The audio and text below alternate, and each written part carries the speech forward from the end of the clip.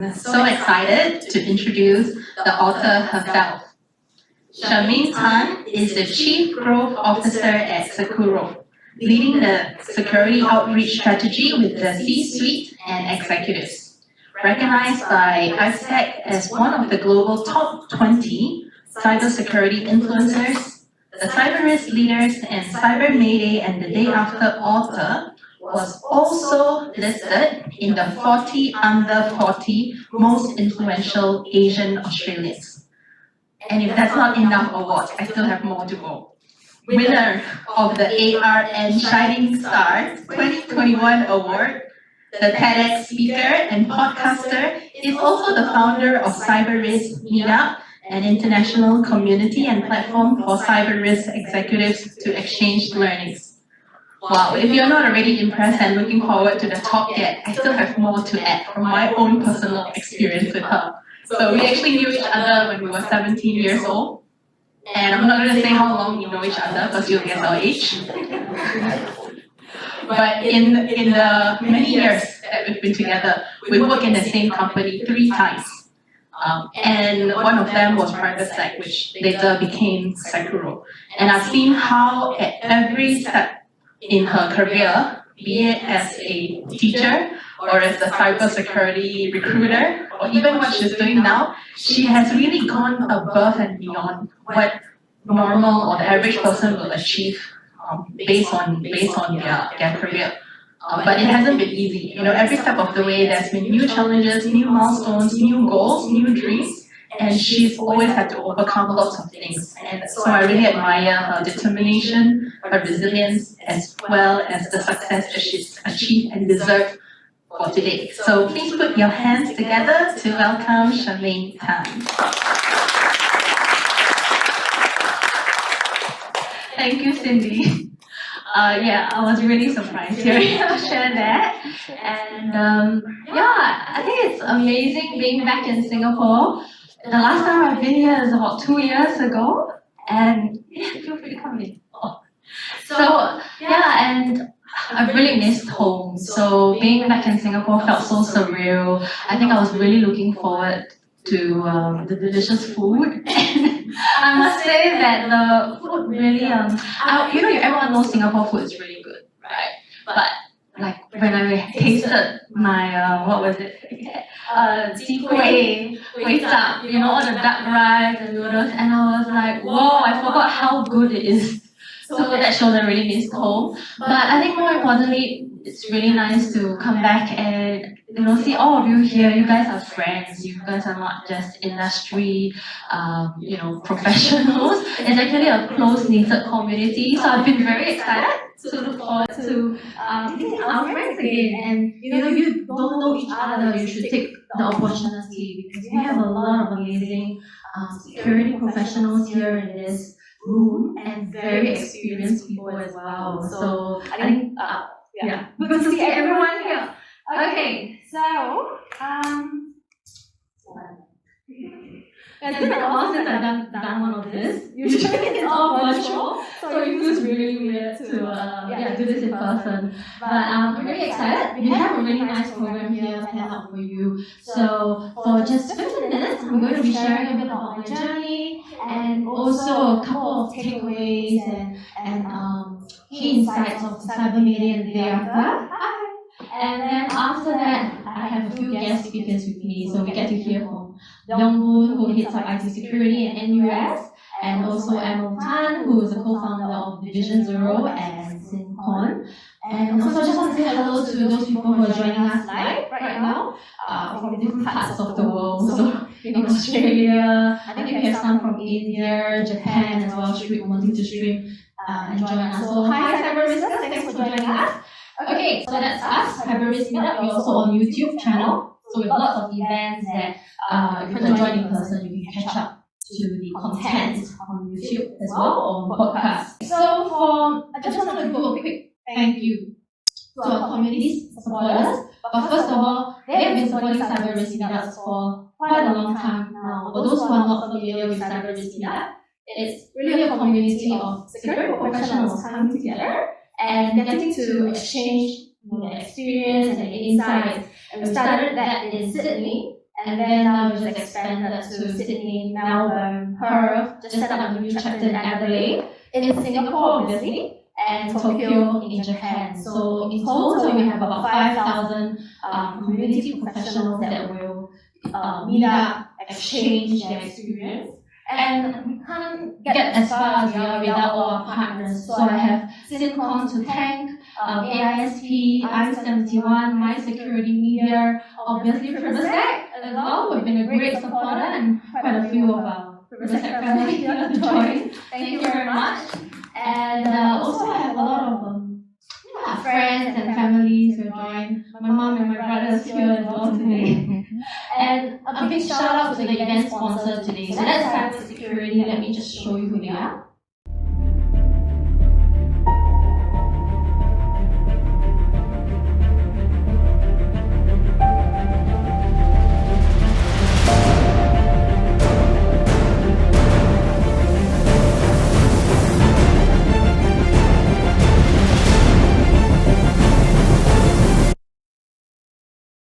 So this is our sponsor for today. So they are called Cyber Security Training and Consulting, but they are really well known for their crisis certifications that they conduct and run. They're running a boot camp in 2022. So they're doing a boot camp around the world. They are coming to Singapore in April. So they're from the US.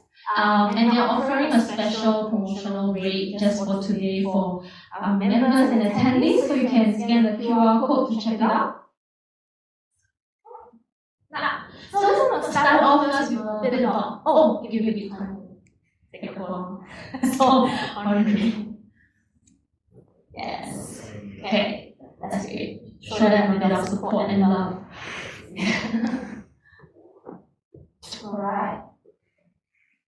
So, just want to share a bit about the journey and how it all started. So, this was written in 2019, Cyber Risk Leaders. You can see the books over there. How many of you remember that? I think quite a number of you have copies of Yes, I See on the Lot. Yeah, so it's I started that out because I've been really privileged to be in that position where I've met with different CISOs who have come with lots of experience. They've taken up their role, maybe not as having a CISO title like 20 years ago, but they've been heading up security for 20, 30 years. And there's so much to give back to the community. And on one hand, I'm hearing a lot about what they're sharing, and I'm thinking it's really good. They need to be giving this back to the community. And then on the other hand, through the community gatherings, I've been seeing a lot of new people stepping up to the security leadership position. They come from network and infrastructure background.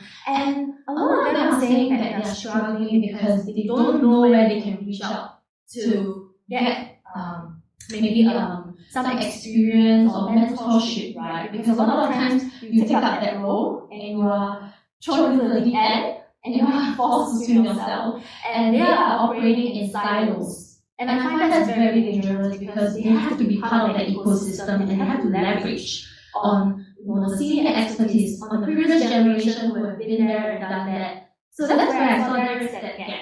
And that's how I really became very passionate about trying to bring all of that expertise together in a really simple manner as well, to provide a guidebook for people to have access to all this experience in a quick manner. So, for those who are not familiar with Cyber Risk Leaders, that's how that first book came about in, I think, June 2019. And in it, there was communicating with executives, how can you navigate corporate challenges, what the psyche of being a CISO, how do you go about managing your stakeholders, what do CISOs need to look out for, how can partners work better with our CISOs. So I tried to put all of that into a really cute little guidebook. And that, I was really encouraged by the feedback that happened. So that was actually about 6 months before COVID hit. So the book was launched, and I saw how many, I saw this appearing around in different locations around the world. So you might recognize some of the locations here. You will see Singapore, I think that's Melbourne, or was that Perth? maybe you want to tell me. Anyway, that's San Francisco. Oh yes, that's Melbourne. Yeah, people are just buying the book and they're reading it and they're giving it to other CSX as well, that they feel need to understand more about the world of the sea souls. And they're reading it. That's in New York. And I was also surprised to see it appearing in Croatia. Some friends from Netherlands told me they gifted it to a prime minister in a third world country. And I'm like, wow, that's incredible. Like, that shows there's a lot of support, and people are trying to help our community be better in their role, and to be more equipped in defending their organizations better. So that's really encouraging to see that happen. And then 6 months later, as you all know, COVID hit, borders are all closed. And while I was busy working, like the rest of you, I just thought, okay, we are seeing a lot of news, ransomware attacks, and it's just gone up to such a new level of, it was insane. Every day we are seeing new attacks, and I just thought, what can I do to help contribute back, and maybe, just do my bit to help bridge the gap. And how many of you watch Netflix? The Queen's Gambit. You all have time. Very good. I thought seasons don't sleep and you work overnight. That's good. So why I really like The Queen's Gambit is like, if you think about it, you might be really skillful in your game, right? But it's really hard to take control of your game at all times. You can't control when somebody is going to make a move in this manner or make a move in that manner. But what you can control is the skills that you have. You want to develop your skills better. And what you can also control is how can you give your best game at, for example, the game of chess. Can you give your best? And that's why I like it, because I likened it to, we're all facing so many different cyber threats. But we cannot control when they are going to attack, right? But we can control how skillful we are in being able to defend.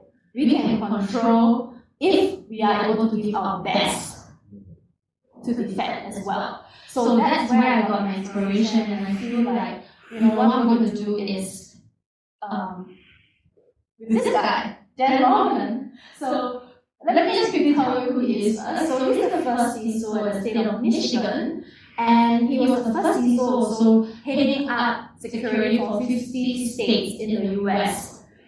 He was a former NSA, National Security Agency, John Hopkins graduate, really, really experienced CISO that's well recognized around the world and highly looked upon.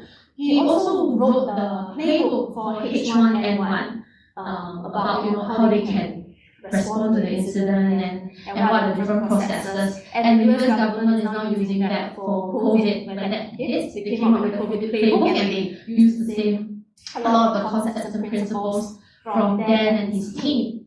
So I met Dan a few years ago, and we were talking about, there's a lot of stories from the US as well, what they're doing really well. And I'm like, no, but there's also a lot of good stories from Australia and Singapore about what the leaders are also doing. And there's so many lessons that we can learn from each other. And that's how we started to think about why don't we put this project together and come up with Cyber Mayday and the day after, where we want to equip the leaders on how they can not just deal with incidents, but there are 3 stages to this. And we wanted to put together a collection of stories from all around the world. And the funny thing is that if you think about incidents, when something happens, when crisis hits your company, you tend to not want to talk about it because there's a lot of embarrassment, there's a lot of other implications as well. But we believe that it is important to really study it and unpeel the different layers, because we want to, the more you study it, right, you can learn from the mistakes of others and make sure that you don't repeat that for your own, rather than waiting till it's your time and then you're making your own mistakes and learning from it. So that's where we feel like we need people who are ready to step up and contribute their own painful journeys of what happened when their own organization was hit with a cyber incident. What did they do? And not many are ready enough to come out and share their personal story. But what was amazing is that we found many great leaders who were willing to step up and share and review in such an open and transparent manner. And that's why there's this beauty of this book where we managed to extract it out and make it available to everyone. So that's why we were really excited about this project. Now, we look at Cyber Mayday and the day after. There are 3 parts to this. So there is planning before the incident. Because what they always say, when a crisis hits, it's neither the time or space to start thinking about how do you go about dealing with an incident, because you're not at the right mental capacity to do it, you're emotional as well. And also it's not the time to exchange business cards or do your networking, right? You don't have time for that. So it's very important to know what are the key things you need to be looking at before you start planning. And also what happens when the power goes off, when the alarm goes off, what is your immediate actions? That is very key, because any move you make is critical to the kind of outcome you will be getting. And then the last part, I really like the last part, because you see a lot of media, like news making headlines about there's so much attention whenever a company gets hit by a cyber attack. And everybody's looking at it and monitoring their move.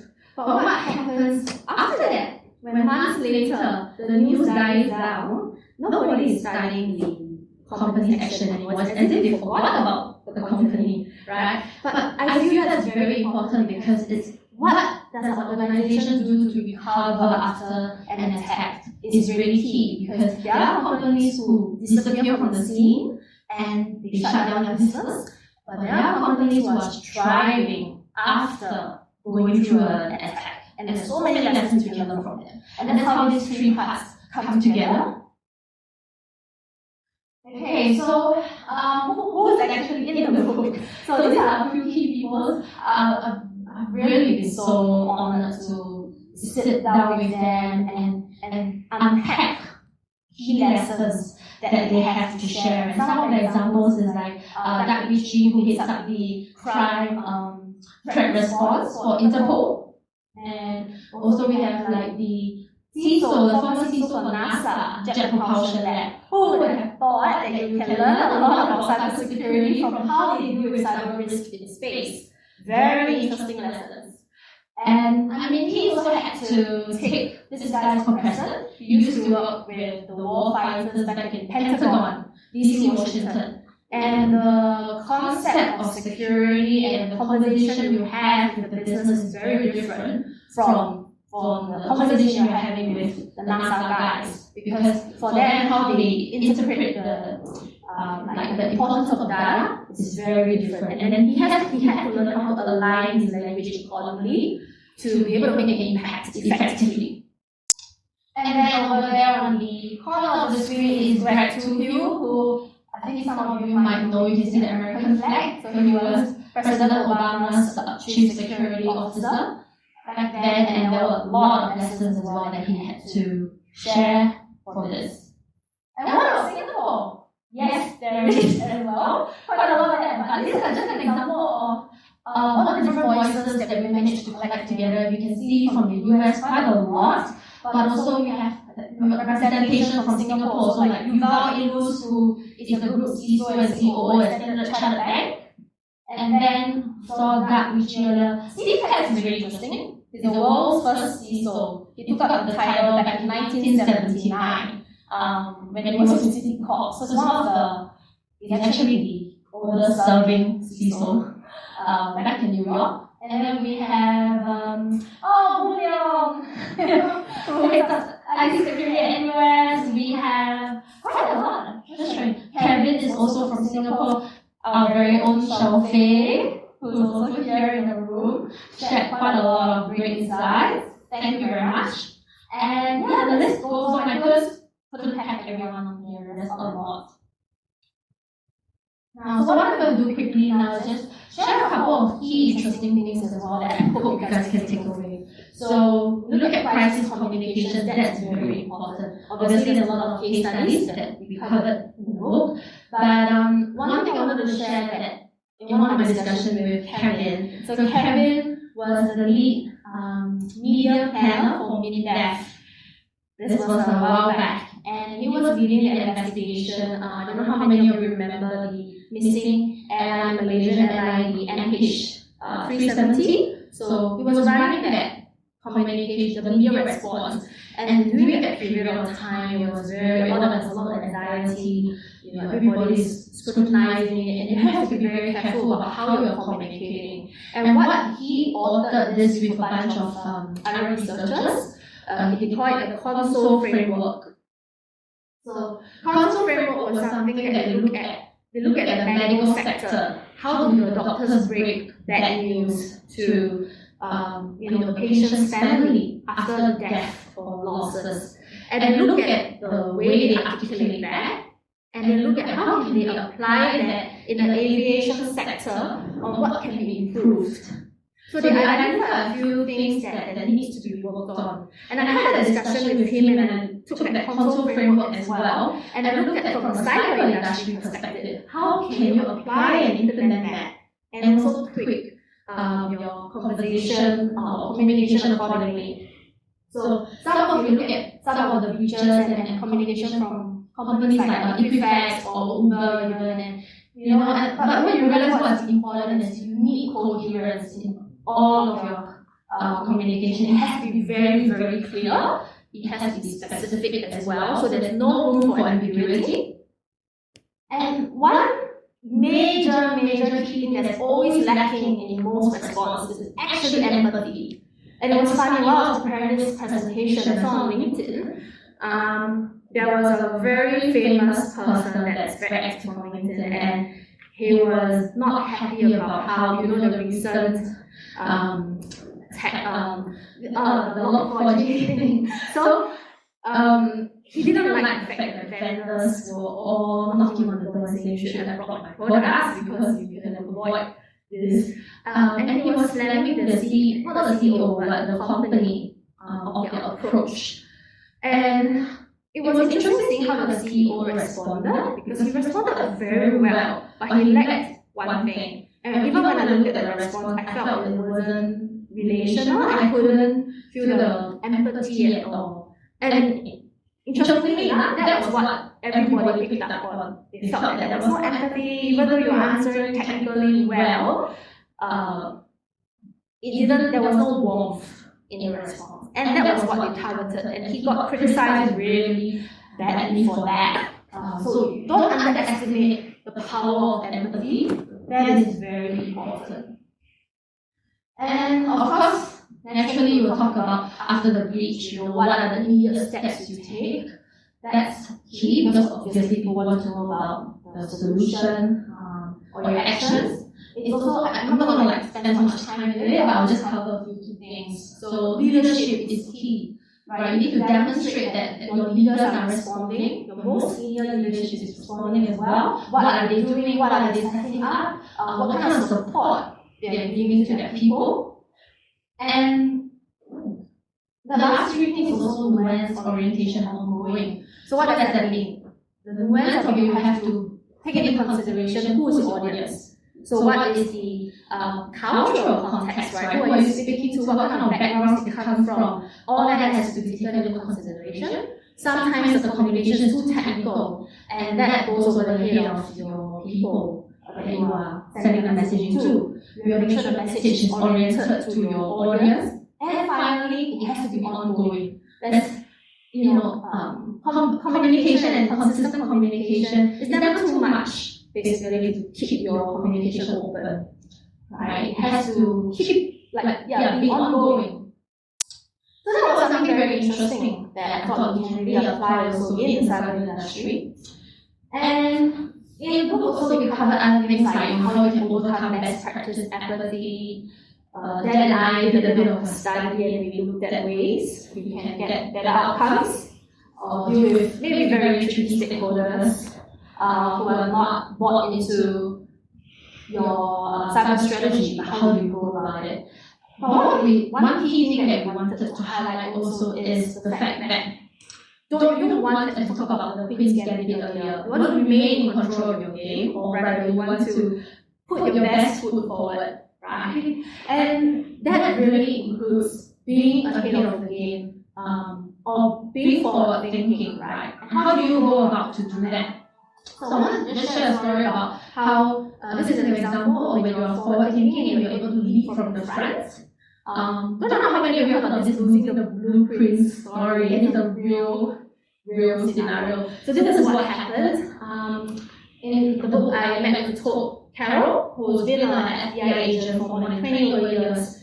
And he's currently the CISO of Cyber Angel when you look at threat detection and threat intelligence and things like that. But back then, when he was with the FBI, he was working with Interpol as well. And what they discovered was, this happened a few years ago. I don't know if you heard of this. There were like 10,000 over servers that they discovered that was open due to a data leak.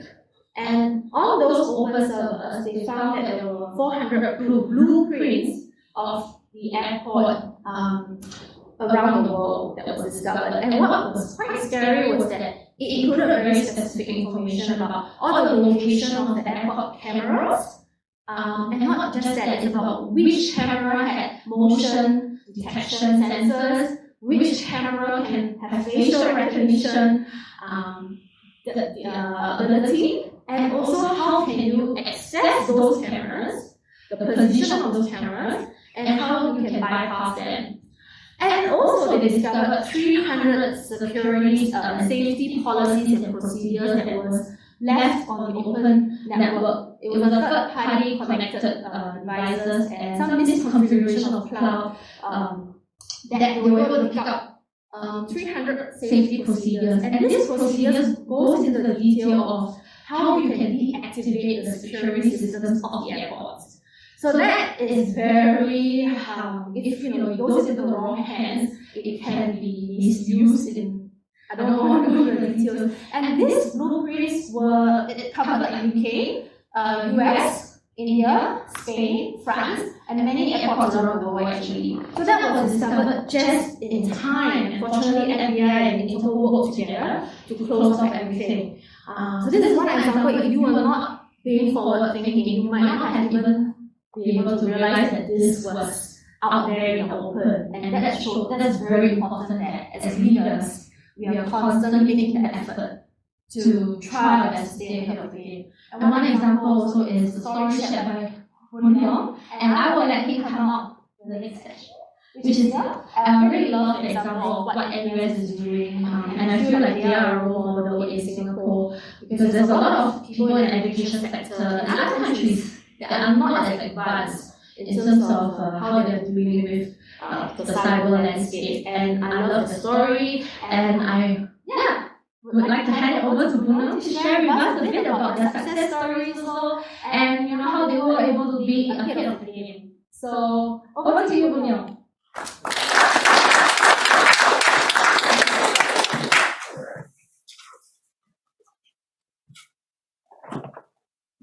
Thanks, Shamane. And first, I'd like to congratulate you on all the awards that you have been gathering over the past months, and of course the successful launch of your book, second book, actually internationally. So, thank you.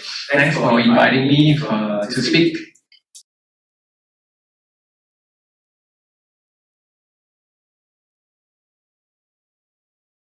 So this is something that I've been running for a couple of years. Oops.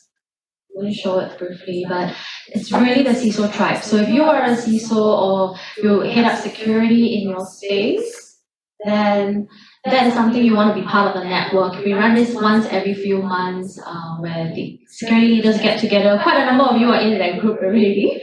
And the difference is that, it's one of you guys taking the time to facilitate it based on current affairs and having that discussion. So we are running the next one in Singapore in person on the 20th of Jan. So if you want to be part of that, reach out to me. So this is all that's coming up for you next year.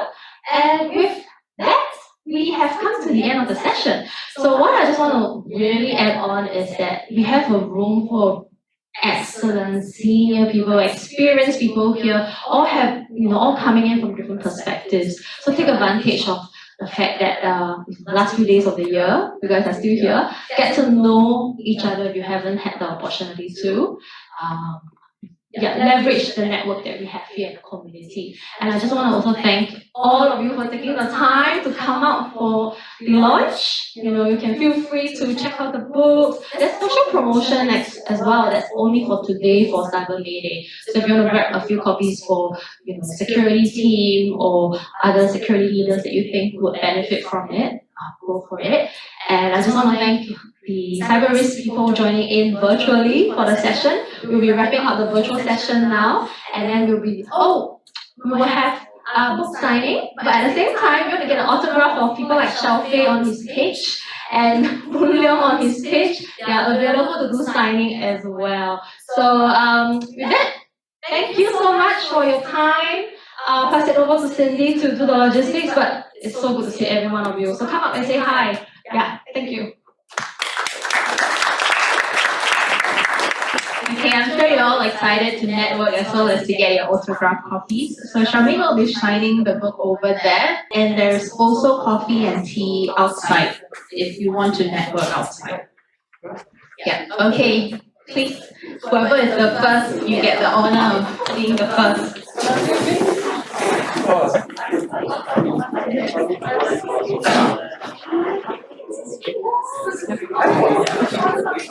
first.